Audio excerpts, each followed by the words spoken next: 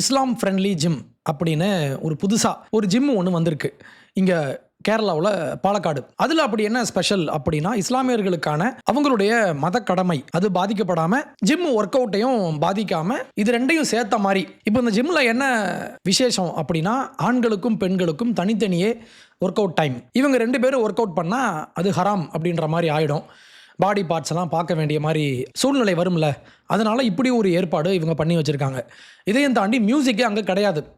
ஏன்னா இஸ்லாமில் மியூசிக் ஹராம்.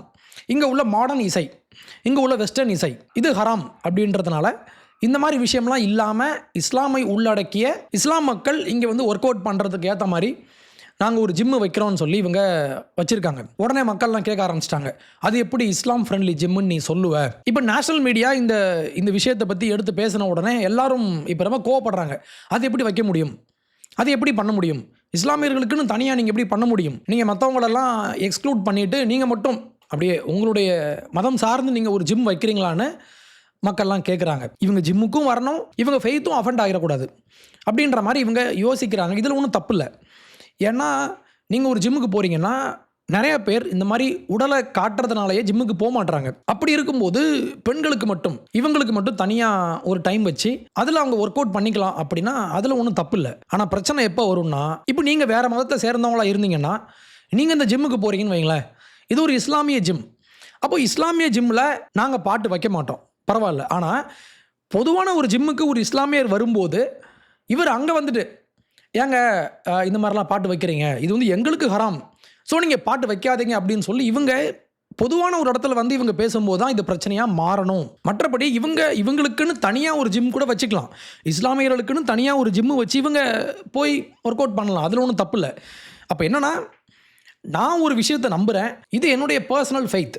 ஆனால் இந்த பர்சனல் ஃபெய்த்தை நான் ப்ராக்டிஸ் பண்ணுறேன், ஆனால் இந்த ஃபெய்த்தை நான் உன் மேலே திணிக்க மாட்டேன்.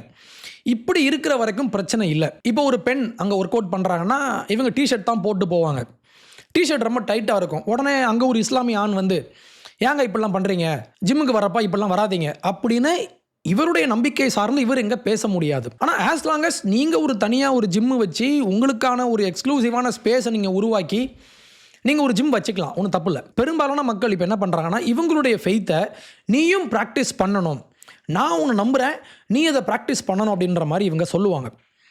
ஒரு கொஞ்ச நாளைக்கு முன்னால் ஒரு 2-3 வீக்ஸ் இருக்கும், சாம் ஹாரிஸ் அப்படின்ற ஒரு ஃபேமஸான ஒரு நாத்திகர் டாக்கின்ஸ் கூட சேர்ந்து அந்த நியூ ஏத்திசம் அப்படின்ற அந்த ஒரு மூமெண்ட்டில் ஒரு முக்கியமான ஒரு ஆள் சாம் ஹாரிஸ். இவர் எல்லா மதங்களையும் இவர் திட்டுவார், மதமே கூடாது அப்படின்றதான் இவருடைய ஒரு நிலைப்பாடு. அந்த நிலைப்பாட்டில் ரொம்ப ஸ்ட்ராங்காக இருக்கிற ஒரு முக்கியமான ஒரு ஆள் இவர். வின்ஸ்டன் மார்ஷல் அப்படின்ற ஒரு பாட்காஸ்டர், ஒரு ரைட் விங் பாட்காஸ்டர் கூட ஒரு பாட்காஸ்ட் ஒன்று பண்ணியிருந்தார். இஸ்லாமுடைய நேச்சர் பற்றி இவர் ஒரு முக்கியமான ஒரு கமெண்ட் ஒன்று சொன்னார். என்னன்னா, பேச்சுரிமை அப்படின்ற விஷயம். இப்போ நான் ஒரு விஷயத்தை நம்புகிறேன்னா அதை சொல்கிறதுக்கான எல்லா உரிமையும் எனக்கு உண்டு. அதை ப்ராக்டிஸ் பண்ணவும், அதை பரப்பவும், அதை நம்பி அதன்படி நடக்கவும் எனக்கு உரிமை உண்டு. ஆனால் என்ன பிரச்சனைனா, நான் இதை நம்புகிறேன், இதைத்தான் நீயும் செய்யணும் அப்படின்னு இவங்க சொல்லுவாங்க. முக்கியமாக இஸ்லாமில் இந்த பிரச்சனை உண்டுன்னு இவர் சொல்கிறாரு. அப்போ செக்யுலரிசம் அப்படின்ற வார்த்தை, மதச்சார்பின்மை அப்படின்ற வார்த்தைக்கு என்ன அர்த்தம்னா, இதுக்கு ஏத்திசம்னு அர்த்தம் கிடையாது. பட் நம்ம ஊரில் இங்கே உள்ள திராவிட கூட்டம்லாம் இங்கே என்ன சொல்லுவாங்கன்னா, மதச்சார்பின்மை அப்படின்னு சொல்லுவாங்க. ஆனால் ஒரு குறிப்பிட்ட மதத்தை மட்டும் இவங்க சேர்த்துப்பாங்க, இன்னொரு குறிப்பிட்ட மதத்தை இவங்க வேணும்னே இப்படி ஒதுக்கி வைப்பாங்க. இதான் திராவிட மாடல், இதான் திராவிடத்தினுடைய அந்த மதச்சார்பின்மை. நான் இதை ப்ராக்டிஸ் பண்ணுறேன், நீ இதை ப்ராக்டிஸ் பண்ணு, ஆனால் என்னுடைய ப்ராக்டிஸை நான் உன் மேலே திணிக்க மாட்டேன், நான் உன்னை நம்புவேன், அதைத்தான் நீயும் நம்பணும்னு நான் சொல்ல மாட்டேன். இதுக்கு பேர் தான் secularism. At a certain point, the values of an open society, which is respect for free speech and diversity and argument and secularism, right? Keeping your religious, it's not, secularism doesn't mean atheism. It doesn't mean everyone has to lose their belief in God. Element of society where there is no God. Yes, we in the public sphere, we agree that because we all have different views about, what happens after death or why there's something rather than nothing, or which holy books are holy, we can't use those views to force convergence on anything in the public squares. ஆனால் இஸ்லாமில் என்ன பிரச்சனைனா, இஸ்லாம் everywhere அப்படின்ற வார்த்தையை சொல்கிறாரு. எல்லாருமே Islamist and jihadis இவங்க மட்டும் இல்லை, சாதாரணமான பொதுமக்களான இஸ்லாமிய மக்களுமே இதை நம்புகிறாங்க. என்னென்னா, ஃபார் எக்ஸாம்பிள், முகமது நபியினுடைய படத்தை நம்ம வரையக்கூடாது அப்படின்றது இவங்களுடைய நம்பிக்கை. ஏன்னா இவரை நம்ம ஒரு ஐடல் வர்ஷிப்பாக மாற்றக்கூடாது அப்படின்னு இவங்க நம்புகிறாங்க. That's fine. இது இவங்களுடைய நம்பிக்கை. இது வித்தின் இஸ்லாம். இஸ்லாமுக்குள்ளே இப்படி ஒரு ஃபெய்த் இருந்தால் பரவாயில்ல. ஆனால் என்ன பிரச்சனைனா, இவங்க என்ன சொல்கிறாங்க, நான் இதை வரையக்கூடாது, அதனால் நீயும் வரையக்கூடாது. நம்ம பார்த்தோம்ல லாஸ்ட் வீடியோவில் சார்லி ஹெப்டோ, அந்த அந்த ஒரு பத்திரிக்கையில் ஒரு கார்ட்டூன் போட்டாங்க. இஸ்லாமை விமர்சனம் பண்ணி ஒரு கார்ட்டூன் போட்டால் இவன் குண்டு வைக்கிறான், உள்ளே போய் கொலை பண்ணுறான். இது உனக்கு தப்பாக இருக்கலாம், நீ இதை செய்யாமல் இருக்கலாம், உன்னுடைய ஃபாலோவர்ஸ்க்கு நீ இதை சொல்லலாம். ஆனால் ஊரில் உள்ள அத்தனை பேரும் நீ சொல்கிறத கேட்கணும் அப்படின்னு நம்ம சொன்னோன்னா அதான் பிரச்சனை. We have to keep our religious convictions to one side. You keep them to yourself. It doesn't mean you can't. You have to lose them, but you can't force your neighbor to share them, right? And to an extraordinary degree, Muslims everywhere have forced their neighbors to, in some measure, follow the kind of the blasphemy taboos of their religion. Take, the cartoon controversy, right? It's like within Islam, it's taboo to draw a cartoon of the Prophet Muhammad. Muslims are not just jihadists, not even just Islamists, but Muslims the world over seem to think that it is appropriate to force non-Muslims to follow that particular, to abide by that particular taboo, right? Out of respect for their faith, right? Now there's not an analogous thing happening in other religions toward everyone else. இப்போ என்கிட்ட வந்து நிறைய பேர் கேட்பாங்க, பாருங்க bro, இப்போ வந்து இஸ்லாமில் இந்த மாதிரி ஹிஜாப் போடுறாங்க, இது வந்து பெண்களை ஒடுக்குற விஷயம் இல்லையா அப்படின்னு கேட்பாங்க. நான் சொல்லுவேன் அப்படிலாம் இல்லை. ஏன்னா இந்த மதத்தில் உள்ள பெண்களை நம்ம பாதுகாக்கணும், பெண்களை அந்த மாதிரி அப்படியே அவுத்து போட்டு அலைய வேண்டாம் அப்படின்னு இவங்க நம்புகிறாங்க. இது இவங்களுடைய நம்பிக்கை. ஆனால் எனக்கு கண்ணு உறுத்துது, நீ ஹிஜாப் போடு அப்படின்னு சொல்லி ரோட்டில் போகிற அத்தனை பேரையும் நீங்கள் கம்பல் பண்ணிங்கன்னா அது பிரச்சனை. ஆனால் இதே சாம் ஹாரிஸ் தான் இதே பாட்காஸ்ட்டில் 14th செஞ்சுரியில் ஒரு 500-600 ஆண்டுகளுக்கு முன்னால் கிறிஸ்டியன்ஸும் இதே மாதிரி தான் பண்ணிகிட்டு இருந்தாங்க ஐரோப்பாவில். அங்கே பிளாஸ்பமி, கடவுளை அவமதிக்கும் செயல். நீங்கள் இவங்களுடைய கடவுளுக்கு எதிராக நீங்கள் பேசுனீங்கன்னா உங்களை தீ வச்சு கொளுத்துவாங்க. நீங்கள் கிறிஸ்டியானிட்டிக்கு எதிராக நீங்கள் பேசுனீங்கன்னா, நீங்கள் ஒரு மாற்று கருத்து வச்சிங்கன்னா, இல்லைங்க இந்த மாதிரி கிறிஸ்டியன் ஃபெய்த் பொய் அப்படின்னு நீங்கள் சொன்னீங்கன்னா உங்களை பொது இடத்துல கட்டி வச்சு உங்களை தீ வச்சு உங்களை கொளுத்துவாங்க, கொளுத்தி உங்களை கொல்லுவாங்க. இப்படி இவங்க பண்ணிட்டு இருந்திருக்காங்க கிறிஸ்டியன்ஸும். ஆனால் இன்னைக்கு இவங்க கொஞ்சம் மாறி வந்திருக்காங்க. ஆனால் இஸ்லாம் அப்படி மாறலை அப்படின்ற முக்கியமான குற்றச்சாட்டை சாம் ஹாரிஸ் வைக்கிறாரு.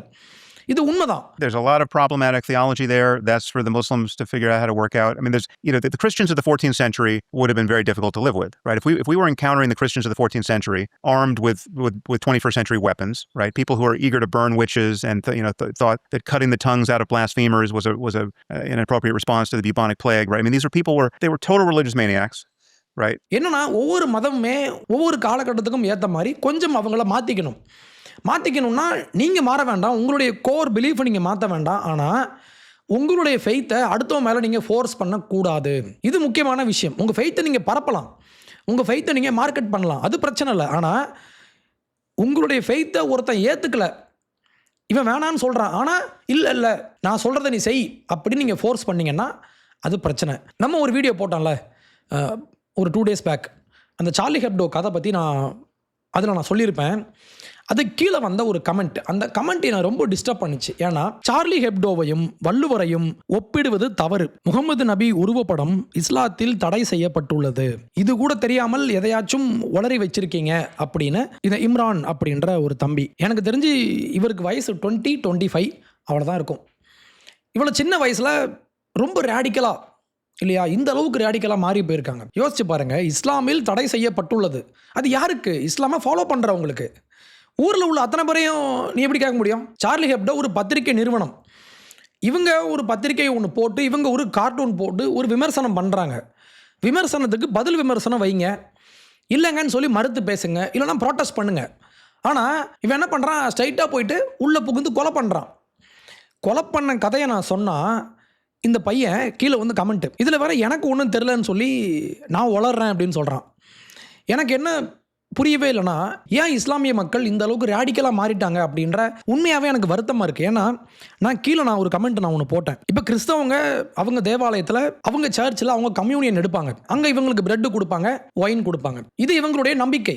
ஜீசஸ் கிரைஸ்ட் ஏற்படுத்திட்டு போன ஒரு பிராக்டிஸ், இதை இவங்க செய்கிறாங்க, இது இவங்க நம்பிக்கை. நான் பொது இடத்துக்கு வந்து நான் இதை பண்ணுறேன் நீயும் செய்யணும் அப்படின்னு சொல்லி ரோட்டில் போகிறவன் வாயெல்லாம் திறந்து வச்சு அதில் நான் ஒயினை ஊற்றினா எப்படி இருக்கும்? இப்படி தான் இன்றைக்கி இவங்க நினச்சிட்டு இருக்காங்க. இந்த பையன் சொல்கிறான் பாருங்களேன், இஸ்லாத்தில் பேன் பண்ணி வச்சுருக்காங்க, ஸோ நீயும் பண்ணக்கூடாது அப்படின்ற ஒரு அடாவடித்தனமான ஒரு நம்பிக்கையை சின்ன வயசில் இவங்க பழகுறாங்க. நான் உங்களுக்கு இன்னொரு எடுத்துக்காட்டு சொல்லணுன்னா, மார்டின் ஸ்கோர்செஸி அவர் இயக்கிய the last temptation of Christ அப்படின்ற ஒரு திரைப்படம் 1980s வந்த ஒரு படம் அது. அந்த படத்தினுடைய கான்செப்ட் இதான். இது ஒரு நாவலை பேஸ் பண்ண ஒரு படம். நிக்கோஸ் கசான்சாக்கிஸ் அப்படின்ற ஒரு நாவலிஸ்ட் அவர் எழுதின ஒரு நாவல். நீங்கள் அந்த நாவலும் படிக்கலாம். அந்த நாவலில் இவர் என்ன கான்செப்ட் அப்படின்னா, ஜீசஸ் கிரைஸ்ட் கடவுளாக இருந்து மனுஷனாக வந்தார் அப்படின்னு இவங்க கிறிஸ்டியன்ஸ் நம்புகிறாங்க. அப்போ மனுஷனாக வந்தாருன்னா இவர் கடவுளாக இருந்தாலும் மனுஷனாக வந்துட்டாருன்னா மனுஷனுக்குள்ள எல்லா பிரச்சனையும் அவருக்கு இருந்திருக்கும். நானும் ஒரு ஃபேமிலி லைஃப்பை அமைக்கணும், நான் எதுக்கு தியாகம் பண்ணி நான் ஏன் சாகணும், நானும் இந்த உலகத்தில் உள்ள மற்ற ஆண்களைப் போல நானும் ஒரு மேரேஜ் பண்ணி ஹாப்பியாக வாழ்ந்தா என்ன அப்படின்னு இவர் நினச்சிருந்தா எப்படி இருக்கும் அப்படின்ற ஒரு கற்பனை, ஒரு பியூர் இமேஜினேஷன். அப்போ சிலுவையில் இவரை அடித்து தொங்க விட்டுருப்பாங்க. அப்போ இவருக்கு அங்கே ஒரு கனவு மாதிரி, ஒரு விஷன் மாதிரி ஒன்று வரும்.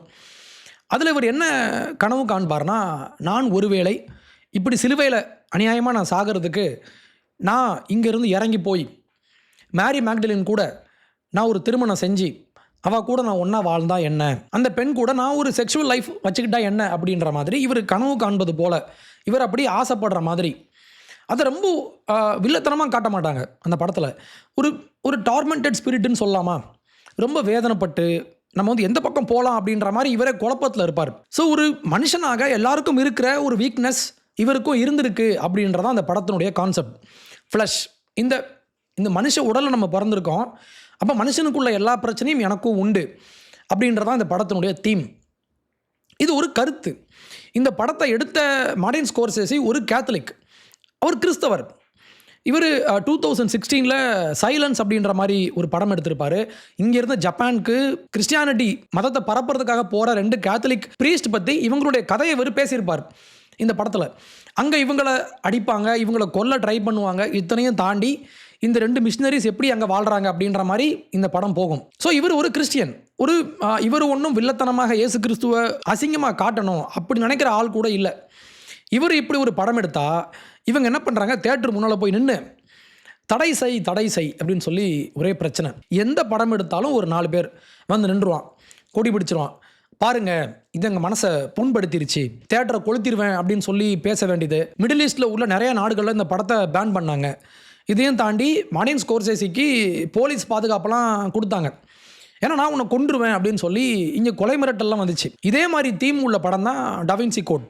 அந்த படம் வந்தப்பையும் இதே அக்கப்போர் தான் அப்பையும் பண்ணாங்க. நான் என்ன சொல்கிறேன்னா, ஜீசஸ் கிரைஸ்ட்டை நீங்கள் கடவுளை நம்புறீங்க, குட் ஃபைன், நீங்கள் நம்புங்க. ஆனால் நான் ஜீசஸ் கிரைஸ்ட்டை கடவுளாக பார்த்தேன்னா நீயும் அப்படித்தான் பார்க்கணும் அப்படின்ற அந்த ஒற்றை தன்மை இருக்கு இல்லையா, நீ இப்படி தான் பார்க்கணும், நான் இப்படி நம்புகிறேன், நீயும் இப்படி தான் நம்பணும், என் நம்பிக்கையை நீ எப்படி அஃபண்ட் பண்ணலாம் அப்படின்ற ஒரு புத்தி நம்ம ஆளுங்கிட்ட உண்டு. இது எல்லா மதத்துக்கும் பொருந்தும், ஆனால் இஸ்லாமில் கொஞ்சம் அதிகமாக உண்டு. அப்போ கருத்துரிமை, பேச்சுரிமை அப்படின்னா என்னென்னா, உங்கள் ஃபெய்த்தை, உங்கள் நம்பிக்கையை, உங்கள் கடவுளை அஃபண்ட் பண்ணுறதுக்கு நீங்கள் உரிமை கொடுக்க வேண்டும். உங்களுக்கு ஒரு நம்பிக்கை இருக்கலாம், ஆனால் உங்கள் நம்பிக்கையை அஃபண்ட் பண்ணுற மாதிரி உங்கள் நம்பிக்கைக்கு ஒரு மாற்று கருத்தாக ஒருத்தர் ஒரு கருத்து வைக்கிறாரு, ஒரு படம் எடுக்கிறாரு, ஏன் ஒரு கார்ட்டூன் வரைகிறாரு, இல்லை ஒரு காமெடியாக ஒரு படம் எடுக்கிறாரு. நீங்கள் பிடிக்கலாம் பார்க்காதீங்க. ஆனால் இங்கே என்ன பிரச்சனைனா, நான் இதை செஞ்சேன்னா நீ இதை செய்யணும். இதுக்கு பேர் தான் அராஜகம், இதுக்கு பேர் தான் அந்த ஒரு அத்தாரிட்டேரியன் அரசியல். ஸோ பேச்சுரிமையினுடைய அடிப்படை என்னென்னா, எல்லாருக்கும் எல்லாருடைய ஃபெய்த்தையும் அஃபண்ட் பண்ணவும், இதை பற்றி கேலி பண்ணவும், இதை கொஸ்டின் கேட்கவும் உரிமை உண்டு. அந்த உரிமை தான் ஜனநாயகத்தினுடைய அடிப்படை. இல்லை நீ என்னை கேட்கவே கூடாது, நீ என்னை பற்றி பேசவே கூடாது அப்படின்னா அது ஒரு சரியான அரசியலாக இருக்க முடியாது. ஒரு சமூகம் ஒழுங்காக ஃபங்க்ஷன் ஆக முடியாது இப்படி இருந்தால். அப்போ ஜிம்முக்கு போங்க, ஜிம்முக்கு போயிட்டு நீங்கள் உங்களுக்குன்னு தனியாக ஜிம்மு வச்சுக்கோங்க, அதில் தவறே இல்லை. ஆனால் நிறைய பேர் இதே தவறுன்னு சொல்கிறாங்க. நான் அதை ஏற்க மாட்டேன். ஆனால் உங்களுடைய நம்பிக்கையை, உங்களுடைய ஃபெய்த்தை, உங்களுடைய மத அடிப்படைவாதத்தை எல்லாரும் ஏற்றுக்கணும் அப்படின்னு சொல்லும்போது தான் அது பிரச்சனை.